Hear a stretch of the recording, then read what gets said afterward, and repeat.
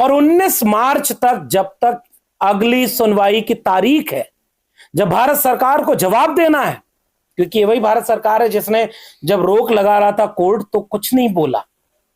आज तक आप ऐसा नहीं पाएंगे कि भारत सरकार कोई गजट नोटिफिकेशन जारी करे और कोर्ट उसको आपत्ति करके कह रहा है कि हम रोकेंगे, और सरकार का नुमाइंदा वहां कुछ बोले ही ना। इसका मतलब है कि सरकार की मंशा नहीं थी कि यह समता समिति न्याय समिति साबित हो।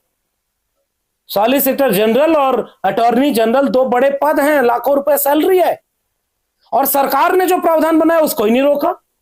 इसका मतलब यह कि सरकार इस साजिश में शामिल है कि हम किसी को समता देंगे नहीं।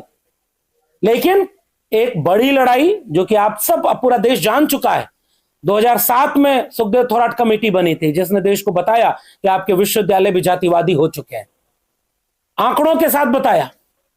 उसके बाद 12 में रेगुलेशन बना, फिर उसके बाद पायल तड़वी और रोहित वेमुला का ऐसा इंसिडेंट आया, और कई इंसिडेंट आते गए। 118% मैं तो कह रहा हूं कि वो दर्ज आंकड़े हैं 118% के, 178 से 378, 373, इससे कई गुना ज्यादा एट्रोसिटीज होती हैं जो दर्ज नहीं होती। इसके दबाव में आपको ले आना पड़ा, और सरकार ने इतनी बड़ी साजिश की, इसे इतना वेग रखा, इसके प्रावधान इतने खराब और घटिया रखे। आप 10 लोगों की कमेटी बना रहे हैं जिसमें से 7 आप ही हो सकते हैं नॉन SC ST OBC।